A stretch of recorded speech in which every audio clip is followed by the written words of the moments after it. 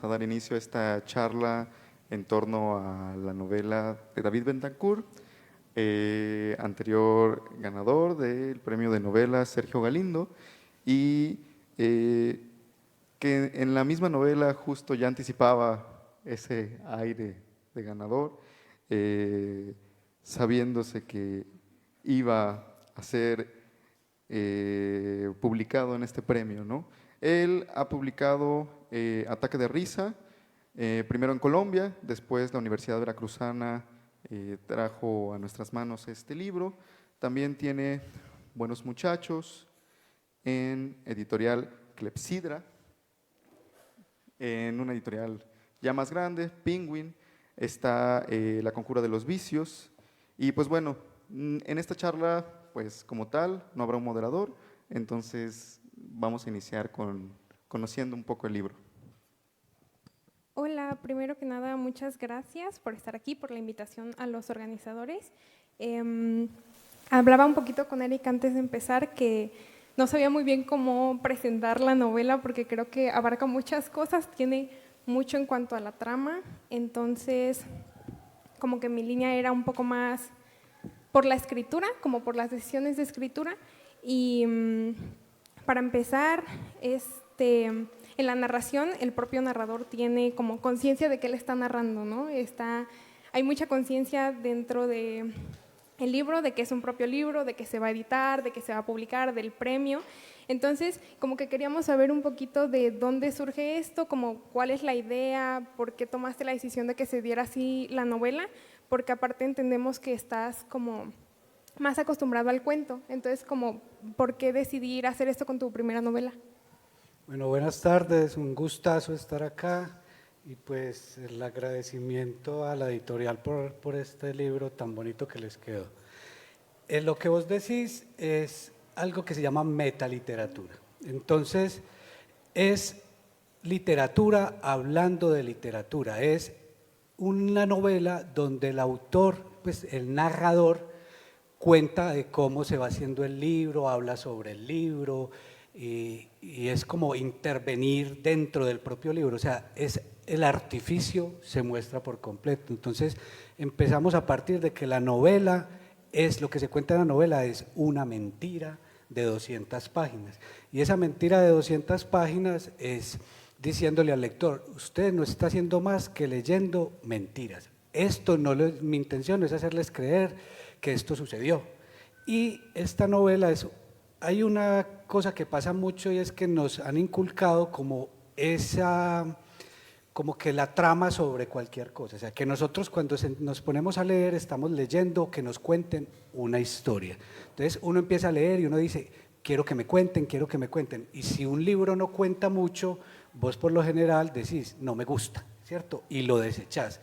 Y esta novela corre ese riesgo, porque corre el riesgo de que uno dice, uy, es que al final es mucho estilo, o sea, muchos juegos, metaliteratura, carreta, pues carreta significa muchas digresiones, irse por las ramas, entonces uno dice, me voy de la novela. Entonces también se ha dicho, pues alguna gente me ha dicho que esto es como literatura, o sea, de escritores para escritores, digámoslo de algún sentido, o sea, que pide un poquito más a la hora de leer, porque no hay, y reitero, como esa obsesión por la trama, sino que lo que yo quiero hacer ahí es prácticamente lo que dicen en los manuales que no se debe hacer, y es que el escritor no se luzca. Entonces dicen, lo que importa acá es lo que me cuentan, y en lo mío es, lo que importa acá es cómo lo cuentan. Pues los primores de estilo, un ejemplo, cuando vos lees a un escritor colombiano que a mí me gusta mucho, que se llama Fernando Vallejo, vos lo empezás a leer y vos decís, pues no me cuenta absolutamente nada. No, es un señor cascarrabias insultando y diciéndole vulgaridades a todo el mundo. Pero porque uno siempre termina leyéndose los libros de él de 200 páginas, por el estilo, que esa es mi apuesta en este libro. ¿Y qué es el estilo? Pues intentemos decirlo, como el humor, como lo que digo de metaliteratura, como los juegos, como tratar de hacer una obra muy diferente al tipo de obra que estamos acostumbrados a leer. Muy bien, y justo otra cosa que también nos gustaría tocar, porque creo que es esencial, es el tema del título, porque hay esta postura de hablar de el hijo de tanta y el hijo de puta, ¿no? O sea, y nosotros habíamos notado que justo tienes dos motivos en parte para utilizarlo, entonces sería interesante que nos puedas platicar un poco sobre eso. Esto es una expresión muy conservadora. O sea, en Colombia yo diría hijo de puta. O sea, yo le puedo decir hijo de puta por saludar o hijo de puta por insultar. O sea, es una palabra multiusos. El hijo de tantas es como, o sea, es como el temor de decir hijo de puta.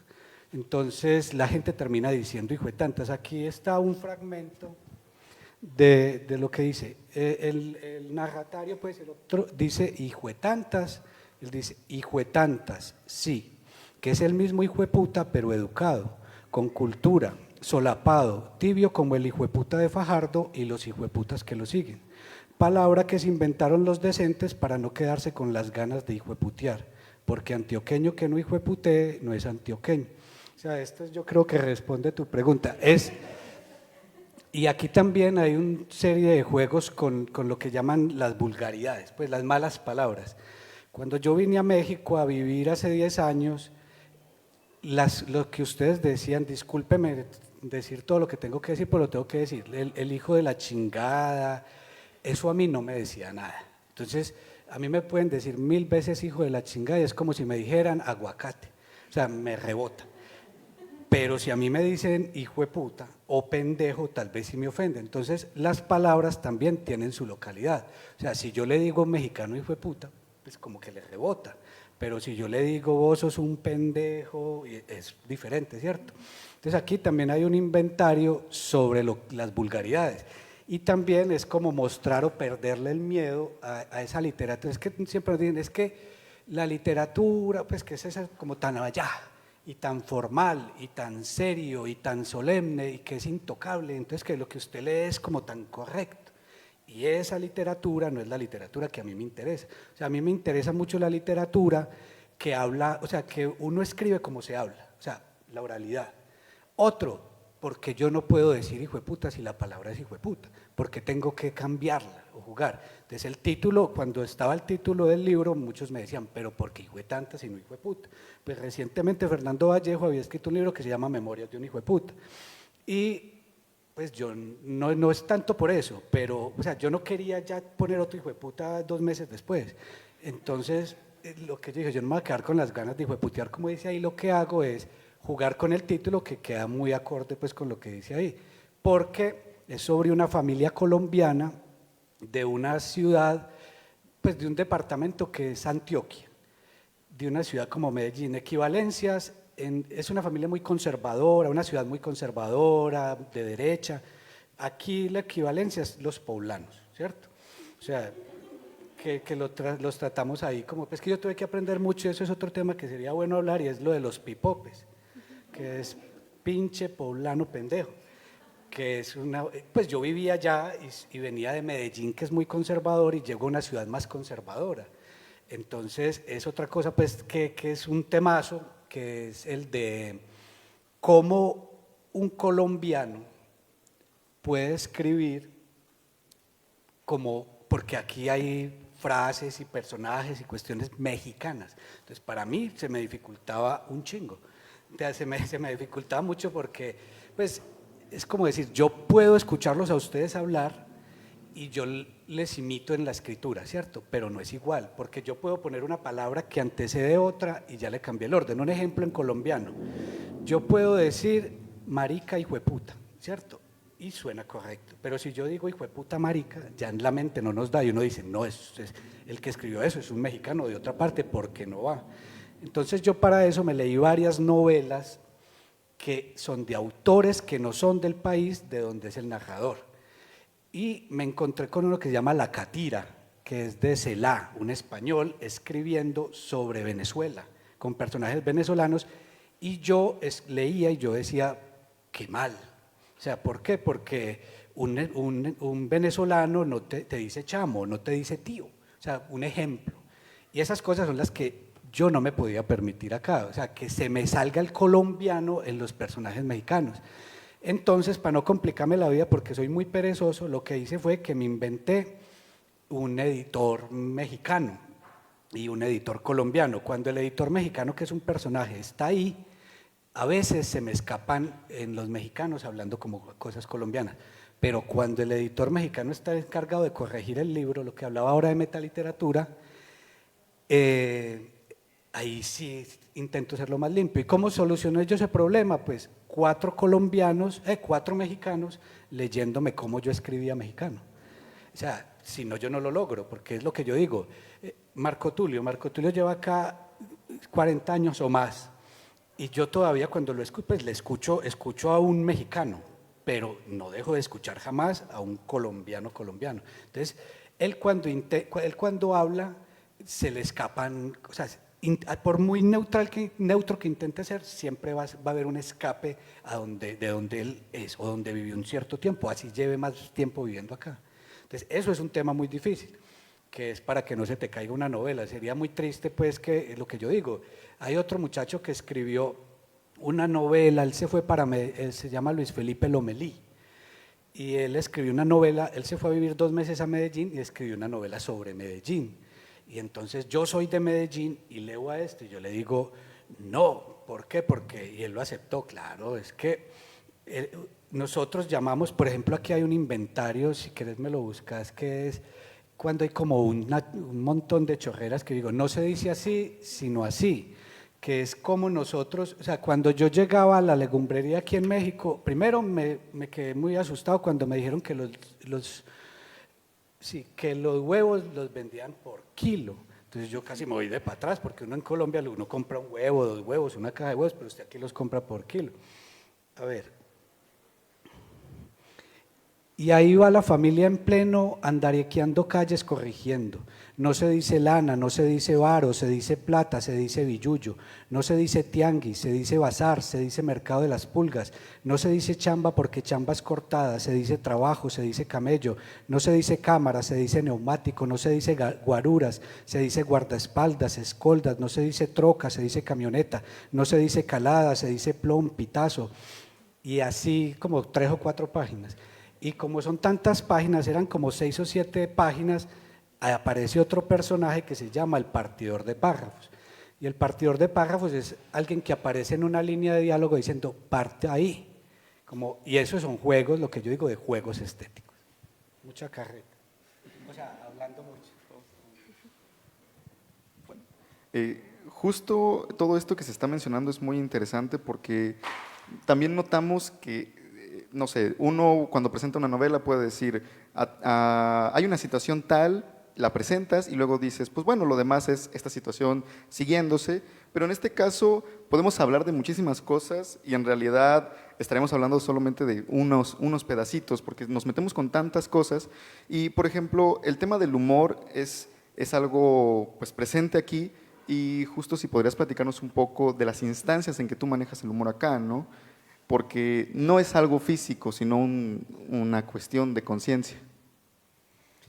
Pues eso es lo que a mí me interesa y muy buen punto. O sea, el humor que ustedes encuentran en ese libro, o sea, no crean que van a leer comedia, o sea, como los chistes, el chiste blanco, o burlarme de un gordo o un flaco, eso no, a mí no me interesa. A mí me interesa es hacer un tipo de humor que lo que llaman es como, pues lo que dicen como que humor negro, que en este caso se desvía mucho por el camino de la crítica. O sea, la crítica, o sea, hay un escritor que a mí me encanta de México que se llama Jorge Ibargüengoitia. Cuando vos lees a Jorge Ibargüengoitia, vos te estás riendo todo el tiempo porque él está haciendo reír con ironía, pero él no se está burlando de un defecto físico, por ejemplo. Él está dejando casi que todo en el aire y es un humor que exige como un bagaje cultural del lector. Como un lector, pues alguien que nunca lee va a leer y va a pasar de largo. En cambio, cuando vos lees a Jorge Ibargüengoitia y sos un lector, vos decís, aquí hay un humor consciente. Aparte de esa ironía, lo que más me interesaba es como ese humor a la crítica, pues como el estilo no es ironía, sino crítica. Entonces, cuando vos criticas a alguien, digamos, a alguien que tiene mucho poder, va a generar un efecto en el lector de a pie, porque va a decir eso, y se ríe, pero qué bueno que te burles de de ese presidente, por ejemplo. ¿Qué sucede? Y me pasa mucho, o sea, me pasó mucho con ustedes, el humor tiene algo y es que el humor es subjetivo. O sea, el humor de los mexicanos me pasa con las palabras, yo no me río, porque tal vez es que no estoy en el mismo código, no lo entiendo, es difícil. Pero hablo del humor que mi esposa me llevaba al parque, a un parque, a una plaza pues de México, a un zócalo, y yo me voy a reír con los muchachos que están ahí con sombreros y molestan, y todo el mundo era muerto de la risa y yo era, ¿qué pasó? Eso mismo pasaría si yo te llevo a vos a una plaza de Medellín y alguien está haciendo reír y vos decís no, porque a mí me falta, digámoslo, contexto de lo que se está diciendo, pero también hay algo que yo no sé cómo se llama, que así yo tenga el contexto, a mí no me produce la misma gracia. Entonces uno puede empezar a hilar delgadito y decir, puede ser por la forma, pues, o por el tono, o puede ser porque ese personaje tal vez está imitando a otro, pues hay múltiples formas. Pero resumiendo el humor que me interesa a mí es el humor crítico, o sea, lo más cercano a la ironía. Y eso va porque es que esta novela, primero iba a ser un libro de cuentos, y el libro de cuentos hay una cuestión que se llama relatos integrados, que es un libro misceláneo que es un cuento sobre un pececito y un cuento sobre una rana y un cuento sobre un señor que se cayó narrado por diferentes personas, sino que a mí me interesan mucho los cuentos como que parezcan una novela, que tengan como una unidad temática o de estilo y eso.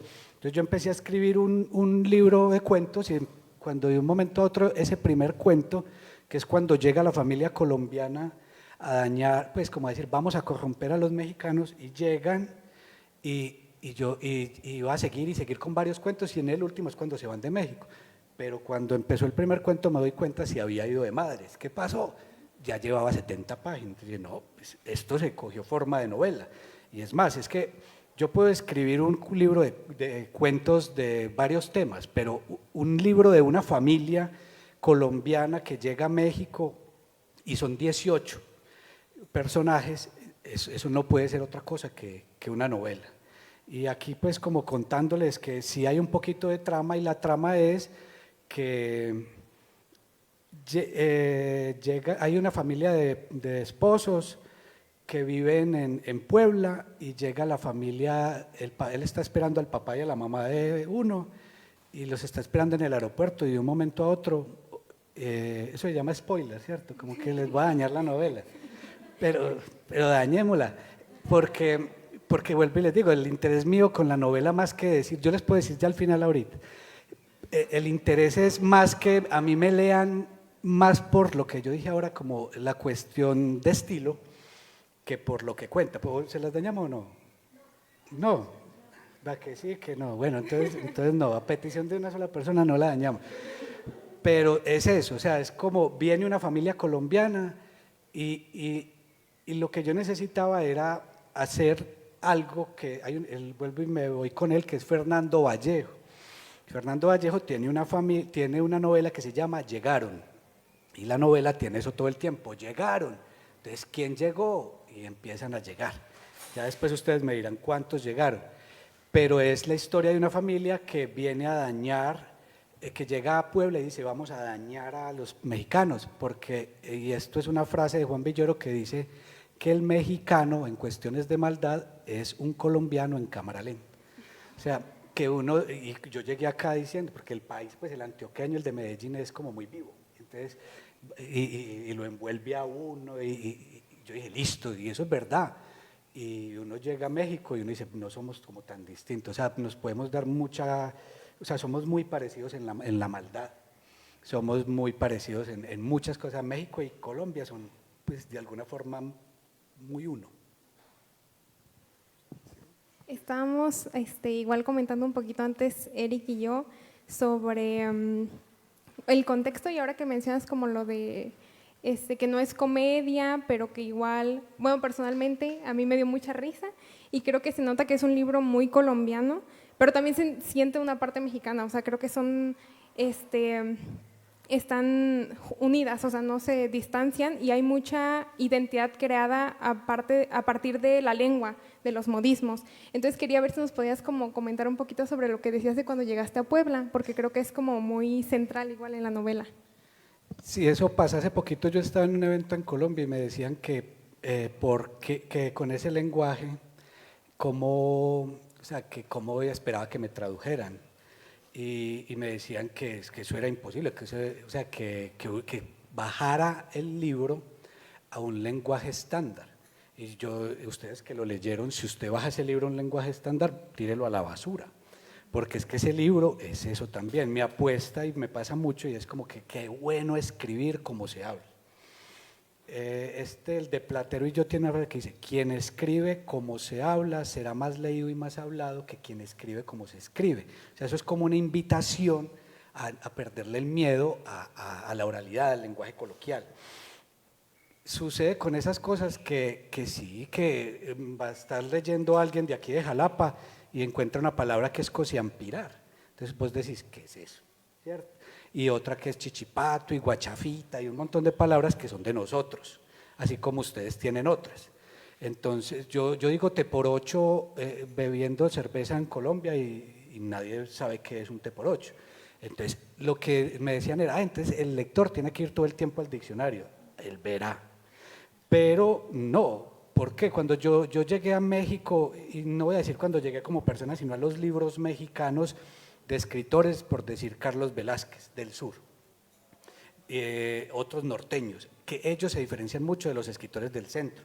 Los del centro están como muy mandados a cortar con la misma tijerita, como que esos son como un lenguaje muy estándar, como si escribieran para ser traducidos o para llevar sus libros directamente al cine. O sea, como si el interés de ellos ni siquiera fuera la literatura, sino de una vez que los lleven al cine, y como todo tan bien habladito, y como todo tan así, que vuelvo y digo, si uno coge un libro de y sin nombre usted dice es el mismo. En cambio, los escritores del sur, me pasó mucho, y del norte, se diferencian. Entonces, cuando yo empecé a leer a Carlos Velázquez, yo empecé a escuchar un montón de palabras mexicanas y no mexicanas, incluso son muy locales. Y usted empieza a escucharlas y yo decía, pero no puedo estar cada 5 minutos yendo a un diccionario porque primero el diccionario no me las va a definir. Entonces, estar buscando en internet, nada, me acostumbré a leer y me sonaban una maravilla. Entonces eso también ayuda al ritmo. ¿Cómo? Eso que empieza a sonar guachafita, chichipato y un montón de palabras como una retahíla, eso es buenísimo. O sea, a mí me gusta leer así, no que tengo que estar cada 2 minutos buscando en un diccionario. Y sí, que se complica al lector, muy bueno. Y que esa novela invita, creo que tiene otro juego mucho que es para que ustedes no sean tan sensibles, les advierto de una vez, y es que el lector los va a insultar, el narrador los va a insultar todo el tiempo, porque los reta. O sea, es que esto es una novela que uno no puede decir que es experimental porque ya todo está hecho y dicho. O sea, lo que uno cree que se está inventando, pues se lo inventaron hace mucho tiempo, y lo que ahora se pasa como experimental eran las novelas del siglo XVIII. Pero es como un intento de como darle un poquito más de frescura al tipo de literatura que se escribe ahora. No te contesté, porque vos me estabas hablando de las palabras. Bueno, sí, en algún sentido sí te contesté, porque lo que yo quiero, o sea, el ritmo lo da la sintaxis, pero el ritmo también lo dan ciertas palabras. Cuando yo hago esas retahílas que son como muy de sinónimos, no creas que yo puse una palabra y después la otra porque me dio la gana, sino que yo les buscaba como el sonido. Hace vos el intento de hacer una retahíla de palabras y te va a sonar diferente si les vas cambiando el orden. O sea, todo es intencional. Bueno, también otra cosa que mencionamos un poco es, como hay tantas cosas que se mencionan y justo no hay palabras que sobran, ¿no? También queríamos preguntar, pues ya un poco saliéndonos más, metiéndonos con tu papel de escritor, ¿cómo le hiciste para abrir tantos cajones y no dejar ninguno abierto? Bueno, este es el libro que a mí más me ha costado. Tuve como momentos en que yo dije voy a desistir de escribirlo. Y ahí está como me salvo. O sea, yo empiezo a escribir un libro con una trama que empecé apostándole, que es esa familia. Pero luego, como yo no había escrito novelas, entonces yo escribía cuentos, era como que una narración que yo puedo sostener más, o sea, con más facilidad. Y aquí yo decía, yo paraba y yo decía, iba al otro día a escribir y decía, ¿dónde es que iba? Y yo no me acordaba, y yo decía, no, qué pereza yo volverme a leer la novela para saber dónde iba. porque yo a esta novela no le hice como una estructura como los novelistas que la planean, sino que se fue dando. Entonces yo lo que hago es que llego a ese recurso de yo dónde es que iba, y hace el narrador la pregunta, ¿dónde es que iba? Y empieza a buscarse dónde iba. O sea, eso es que los que no entiendan muy bien lo del concepto de metaliteratura, estúdienlo, porque esta novela tiene mucho eso. O sea, como que cualquier salida a la hora de escribir una novela, yo me la soluciono no con la trama, sino con un juego. Por ejemplo, yo no me acuerdo dónde voy en la novela, y de un momento a otro usted está leyendo una historia de cualquier cosa, y de un momento a otro empieza, pero es que este escritor es un maldito, este es muy malo, este tal cosa, y es porque, y uno dice, ¿por qué llegó por allá? No me está contando una historia, era porque en ese momento tal vez no me acordaba dónde iba. Y empiezan a ver todos esos juegos y es como, hay un orden, y no sé, pues sí hay como una cohesión, pero esa cohesión está hecha desde el caos. O sea, ahí hay un caos. Hay un caos en el lenguaje, hay un caos desde la trama, hay un caos de cómo se combina todo, o sea, cómo usted sale de contarme una escena y de un momento a otro pasa a insultar o a irse por otro camino y como si cambiara el tono, o sea, es una cosa rarísima. Hombre. Igual, lo que queríamos como saber, bueno, al menos a mí me generó como duda, o más bien curiosidad.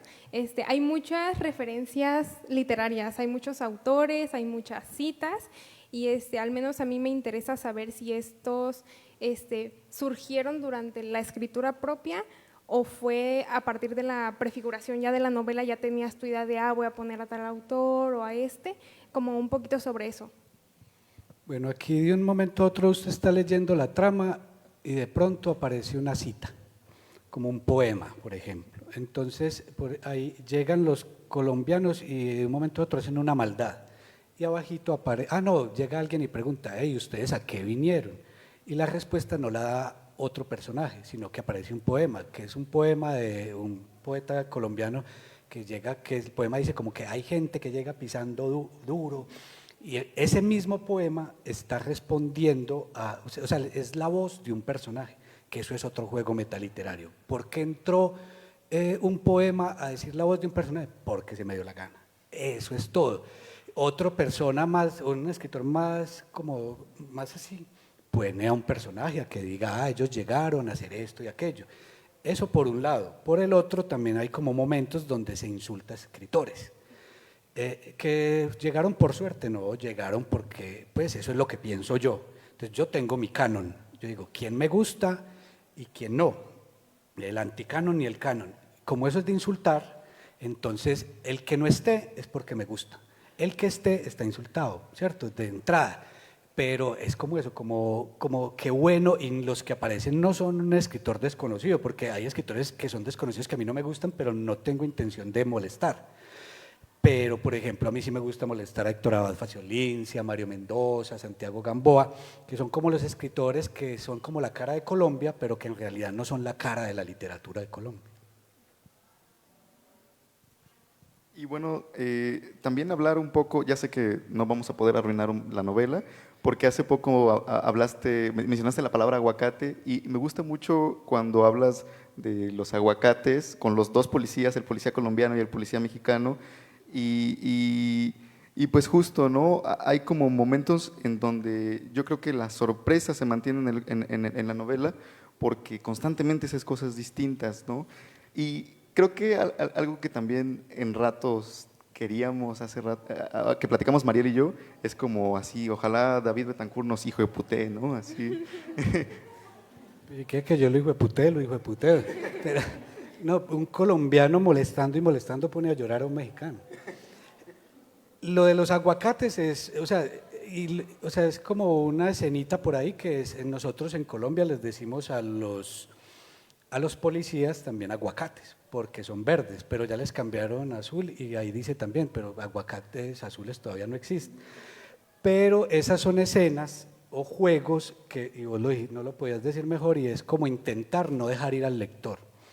Porque cuando son textos tan extensos, hasta si son de trama muy fina, igual aburren, o te para. Entonces lo que uno hace, como la apuesta es, puede llegar a ser denso, Entonces, cuando uno cree que está llegando a ser denso, uno se va por otro camino. Entonces, si yo veo que estoy aburriendo a alguien, qué mejor que irme a insultar a otro. Entonces, ve, este está insultando a este. Entonces, no se va. Y ya cuando lo vuelve a agarrar, vuelvo al que lo estaba aburriendo. O sea, es como saber jugar. Y yo sí pienso mucho. Hay escritores que dicen, no, yo no pienso en el lector cuando escribo, yo solo pienso en mí, que me guste a mí. Pues eso es muy importante. Si a mí no me gusta este libro, pues no creo que le guste a muchos. Pero son estrategias narrativas, como decir, yo necesito que ustedes se me queden en el libro. Se van a escapar unos más perezosos, pero muchos van a quedar ahí con esas técnicas, como decir, inventémonos un recurso para que este no se vaya, inventémonos algo, y es como un montón de juegos y maniobras que para los puristas terminarán diciendo, no nos sirve. ¿Por qué? Porque me está diciendo usted en una novela que usted está diciendo pues que es artificial, o sea, es que es el artificio en su mayor expresión. Y cuando uno lee literatura, se supone, le dicen a uno, es que yo me la crea, o sea, que yo me crea esa historia y que cuando yo la acabe me ponga a llorar o a reír y diga, ay, qué maravilla, porque me conmovió y me la hizo creer. Y eso no es así, o sea, no tiene que ser así siempre. Yo puedo escribir una novela como se me dé la gana y decir, estoy escribiendo una novela, esto es una novela. No crea que le quiero, o sea, y eso es lo que hace este libro, o sea, como vamos a hacer lo que se nos dé la gana, o sea, como libertad en la escritura. Sí, como hacer lo que se me dé la gana. Y hubo un tiempo que se escribía un tipo de literatura que es, digamos, el siglo XIX. Cuando nosotros leíamos las novelas de Moby Dick, uno lee Moby Dick, todo el mundo dice Moby Dick, Moby Dick, Moby Dick, todo el mundo le encanta Moby Dick, así no la haya leído, y todo el mundo dice, es maravillosa. Pero esas son novelas en algún sentido, y no las estoy criticando, que son novelas de 700 páginas, y uno se pone a hilar finito y diría, le sobran 800. Porque tienen, o sea, es como dejarse ir, como que usted está leyendo una novela bien entretenida y de un momento a otro hay un inventario de peces de 150 páginas. O cuando usted lee a Balzac y usted empieza a leer y de un momento a otro hay 250 páginas que usted las podría sacar y no alteraría nada. Entonces, yo digo, eso está bien, o sea, en ese tiempo muy bien, yo creo que ahora ese tipo de novelas cuesta más leerlas. Entonces, uno tiene que acudir a ciertos recursos. Si usted va a escribir ahora, con estos tiempos que hay tanta pereza, 20 páginas, búsquese cómo las va a escribir, porque no hay que pensar solamente en yo voy a contar una historia, porque una historia la cuenta cualquiera. O tengo la gran trama, es que es una trama impresionante, como las tramas de las películas argentinas que uno dice, uno no duerme, uno pasa un año diciendo, uy, mira lo que pasó. Un mal escritor, esa gran trama la arruina, te duerme, y un buen escritor va a hablar de este vasito vacío y te puede escribir una novela. Hay una novela y no me acuerdo de quién, pero que sí me acuerdo de qué trata, y es una persona subiendo una escalera eléctrica. Y es desde que empezó hasta que llegó. Y la novela son 150 páginas. ¿Qué tiene que tener el escritor? Magia, tiene que ser un mago. ¿Cómo hago yo para inventarme un montón de cosas para contar la historia de un vaso vacío? Ahorita que mencionaba sobre los recursos y los juegos que tú empleaste para como mantener cautivo a los lectores, a mí al menos me funcionó mucho durante los diálogos que tenía el narrador con quien estuviera hablando al principio con el chilango, después va cambiando como su interlocutor. Eso me atrapaba mucho, el cambio de estos, y me gustaría igual como saber cómo surge la decisión de elegir a cuál interlocutor, en qué momento y eso. Si la novela es un narrador contando la historia y de un momento a otro interviene alguien y le dice, ¿por qué tal cosa? Pues decir, empieza siendo como un interlocutor que es un chilango, pues un mexicano, para los colombianos, un mexicano de Ciudad de México. Eso es porque tiene que haber alguna conexión de lo que se empieza a hablar, que es México. Otra cuestión es que hay muchos narratarios pues, o interlocutores, y hay uno que yo no olvido que llama el palo de aguacates, de zapotes. Y ese recurso no es gratis, porque yo vivía en Puebla y yo vivía en un lugar donde había un palo de zapotes. Y el palo de zapotes era muy maldadoso, porque siempre que yo pasaba muy seguido me tiraba uno y me caía. O sea, uno dice, pero ¿por qué siempre a mí? Y entonces yo decía, este palo tiene que ser un personaje. Y ese personaje interviene y tiene también su importancia. Lo del partidor de párrafos, porque un partidor, ¿qué es un partidor de párrafos? Es un señor en mayúscula inicial que cuando ve que yo me estoy alargando mucho, él dice, parta, siga, ¿cierto? Y eso es todo. Y uno dice, pero ¿por qué? Pues eso tiene una muy buena función. Dentro de eso le está diciendo, es prácticamente un editor dentro de tu propio texto. También hay otros interlocutores, como cuál, que los editores, y hay uno muy importante, que tal vez es el más importante, y es Fernando Vallejo. Fernando Vallejo, el escritor colombiano, de un momento a otro dice, hey, usted me está plagiando, ¿qué pasa aquí? Usted me está plagiando el libro. Y yo digo, ¿cómo hizo? Y es verdad, yo lo estaba plagiando.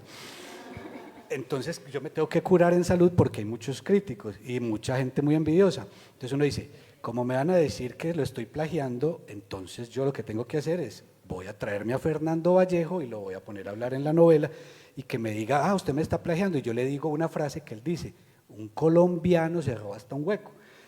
Y como soy colombiano, tengo derecho a robármelo. Entonces él dice, bueno, ¿cierto? Entonces lo que él ya empieza como a exigir es como una cierta calidad de la escritura, y es verdad, o sea, yo me tuve que leer los 20 y punta libros de él como 2 o 3 veces para poderme robar lo más difícil de robar, que es el tono. O sea, el tono y el estilo.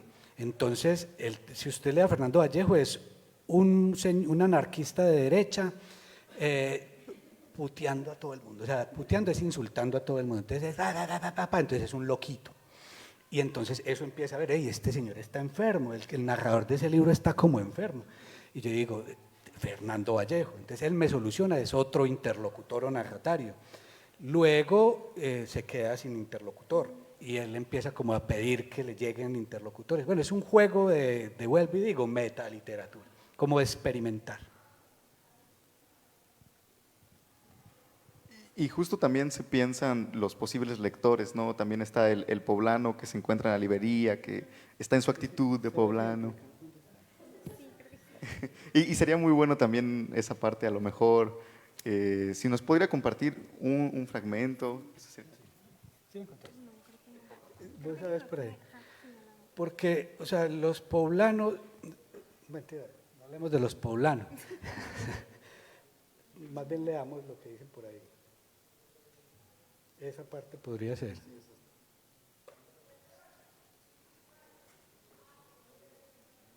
Hay una frase que yo vi en una gasolinera que decía, bienvenidos a Puebla, ¿cómo es? Que los poblanos no somos, o sea, como que no somos tan malos, algo así, eso, somos peores. ¿Dónde está? Bueno, yo acabo de hablar mal de los poblanos, pues yo no, un señor aquí, un narrador, él habla mal de los poblanos y de pronto aparece alguien y dice, ¿cuál libro, joven? Esta basura, los hijuetantas, de un colombiano cabrón, hijo de la chingada. Pero qué casualidad, joven, él es el autor, se lo presento. Le dice el librero y me señala. El muchacho me mira, se pone rojo, agacha la cabeza y el poblano que vive dentro de él lo obliga a acercárseme y decirme, maestro, súper chido su libro, repadre, me lo dedica. Para vos, con mucho cariño, poblano hijo de puta. Pero es un juego con los poblanos, pero también con los antioqueños. O sea, es que los paisas y los poblanos somos muy parecidos en muchas cosas muy buenas y en muchas cosas muy malas. Pero sobre todo lo que me interesa aquí es poner las cosas muy malas. Y es como ese tipo de persona como tan conservadora, a la vez como tan fachita de alguna forma, y no son todos, pero es como un espíritu que dice como los mexicanos odian a los poblanos y los poblanos en solidaridad con los poblanos se odian entre ellos. Pero es un pueblo que, pues un pueblo no, una ciudad, es más allá hay un fragmento, si lo encontramos también, hay un fragmento donde llega la familia colombiana a Puebla y pasaba, porque vino mi familia, casualidades, también vino mi familia y llegó a Puebla y dice como, Puebla, un pueblo, porque eso es como lo que creemos y nos damos cuenta que Puebla pues es una ciudad inmensa.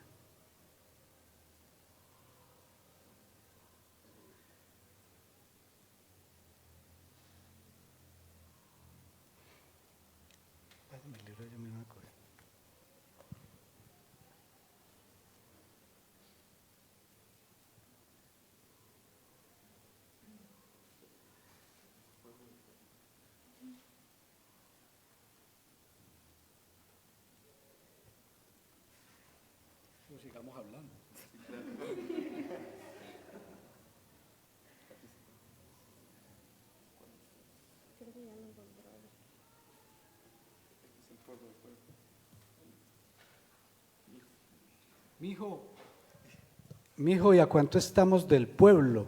Preguntó tío León fascinado viendo bellezas, construcciones coloniales, museos, estadios, ciclovías, calles amplias, casas bonitas, parques seguros, barroco, puro barroco, Puebla barroca, barroca hasta su comida.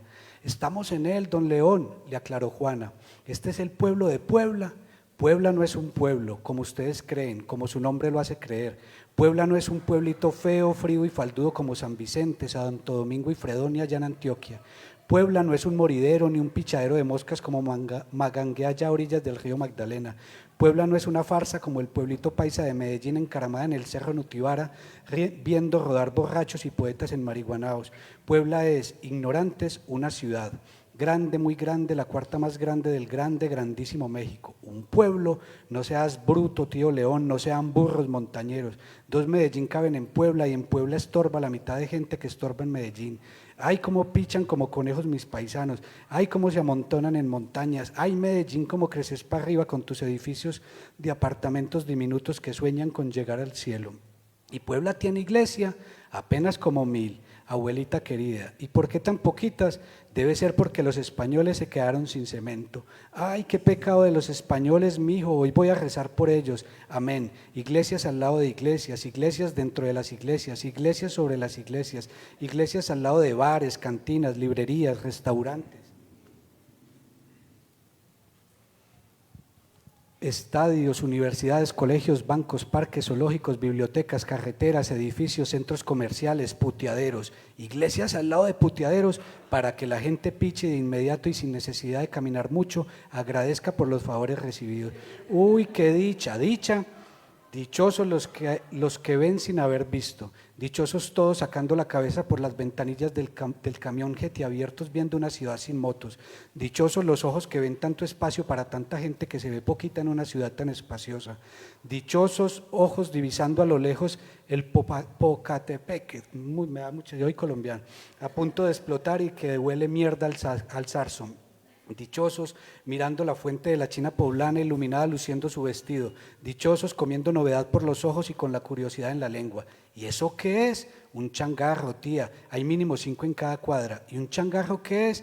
Un lugar muy peligroso, ignorantes lectores, como olla de vicio en Medellín, como el Bronce en Bogotá, un lugar donde el que entra no sale ileso, se va arruinado. Un changarro es pues, para que no piensen mal, para que no se me confundan, un puestecito de comida, de antojitos enviciadores. Ay no muchachito, nunca me llevé a un lugar de esos porque me achilo y yo estoy ahorrando para la vejez, dice la abuela. ¿Y eso qué es? ¡Qué belleza! Un semáforo, tío. ¿Y eso qué es? Un Oxxo. ¿Y un Oxxo qué es? Una tienda para desbarar trasnochadores, abierta 24 horas, que vende cirrosis, cáncer, diabetes, colesterol, obesidad, lo que usted quiera. Hay un Oxxo en cada esquina. ¿Y eso qué es? En este momento, apenas una cuadra vacía. Muy de mañana, un tianguis. ¿Y un tianguis qué es? Un mercado muy mexicano, una chulada, como un mercado de las pulgas donde se consiguen frutas, verduras, ropa nueva y de muerto, cráneos humanos para volver materas, comidas, zapatos, repuestos para el carro, pistolas, granadas, misiles, cuadros de Picasso originales, cosas de París, de Roma, de Londres, de Berlín, lo que necesiten, hasta camellos, jirafas y unicornios azules, barato.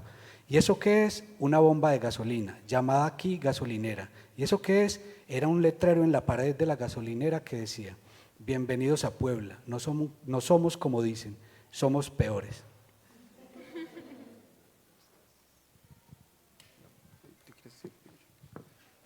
Bueno, sé que todos queremos seguir escuchando a David, pero justo es el momento por si alguien quiere hacer alguna pregunta, entonces dejamos el micrófono abierto.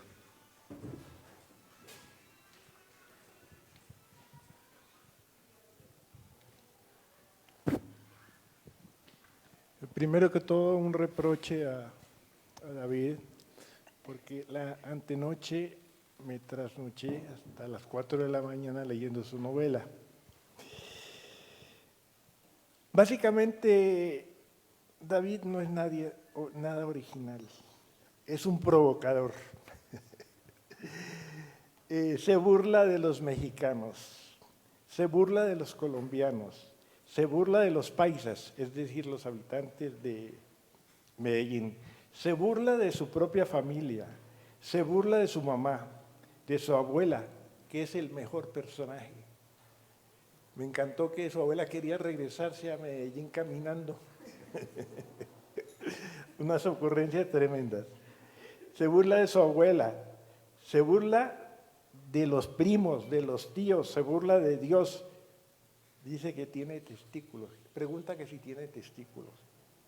Se burla de los editores, se burla del autor, de él mismo, se burla de la esposa del autor. No respeta nada. Se burla de los bestsellers colombianos. Y le tengo una mala noticia para David, que me debe 50,000 pesos. Porque no sé si recuerdas que el que te dijo que participaras en el concurso Primera Novela fui yo. Entonces a la salida hablamos.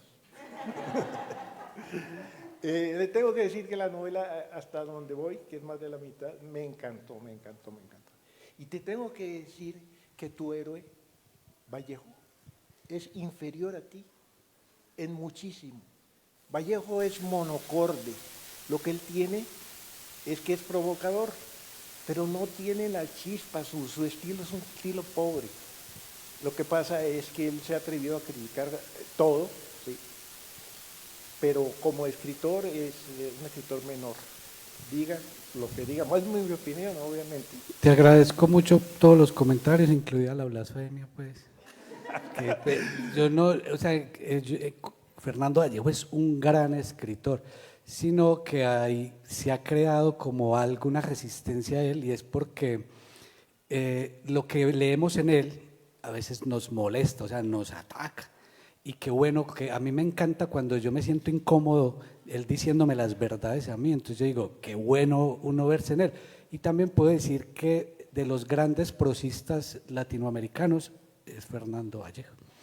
Y tu ídolo García Márquez, no mentiras, García Márquez es un gran escritor, pero García Márquez hace apuestas que no hace Fernando Vallejo, por eso tal vez, y no hablemos de más grande uno o el otro, pero en García Márquez vos encontrás un estilo muy poderoso, pero encontrás también una apuesta muy grande por lo que él cuenta, que son grandes historias, como la novela Total, que se escribía antes, que son unas apuestas pues que ahora no se hacen, y él sabe jugar con eso, como con el estilo y con la trama. Fernando Vallejo en eso sí se queda corto, porque Fernando Vallejo tiene 22 y punta libros, o 23 libros, no me acuerdo, donde usted prácticamente está leyendo el mismo libro. Entonces él tiene que ser muy buen escritor para que usted leyendo un mismo libro de 20,000 páginas, usted lo siga leyendo, y esa punta de estilo que es lo que dije ahora.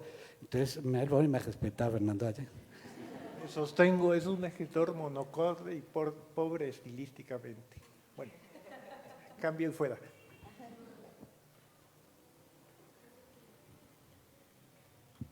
Hola, buenas tardes. En principio quiero comentarte que la novela es muy divertida, me gustó mucho, y la estructura pues sí me parece compleja, aunque dices que ya todo está escrito, ya todo se hizo, pero me parece interesante la técnica que utilizas, y quiero preguntarte si te interesa que la gente se sienta ofendida por todo lo que viertes en tu novela, y ¿qué les dirías a los poblanos, por ejemplo, si te preguntaran por qué nos dibujas de esa manera? No soy poblana, ¿eh? No, es más, esta novela fue la tesis para yo graduarme en una universidad de Puebla. Y entonces, cuando se compartían las lecturas, ellos se comportaron pues como poblanos. Mentiras, no, antes fueron muy abiertos. Y yo digo, lo que yo tenga que decir a los poblanos, no se los digo yo, porque yo viví en Puebla y agradecidísimo y me encantó. Y volvería a vivir en Puebla. Lo otro que se le debe decir a los poblanos, lo dice el narrador, y él que se entienda con ellos y que ellos se indignen con él. pero conmigo nada. Es lo mismo, no es lavarme las manos, es que somos muy distintos, o sea, somos dos. Uno es el escritor y otro es el narrador. Y el narrador es el que insulta, yo no me he atrevido todavía. Bueno, muchísimas gracias por tu participación, David, por estar aquí. Pueden pasar a conseguir esta magnífica novela, tener la oportunidad de hablar con David Betancourt. Entonces voy a dar leída a La Constancia. Reconocimiento a David Betancourt por su participación como comentarista en su presentación del libro Los Hijuetantas, de su autoría, publicado por la editorial UV, el día 25 de mayo de 2 a 2:50 de la tarde en Galería AP, Unidades de Arte UV, en la 30ª edición presencial de la FILU, Vivir en tiempos de la inteligencia artificial, relaciones humanas, medio ambiente y tecnología. Muchas gracias, David.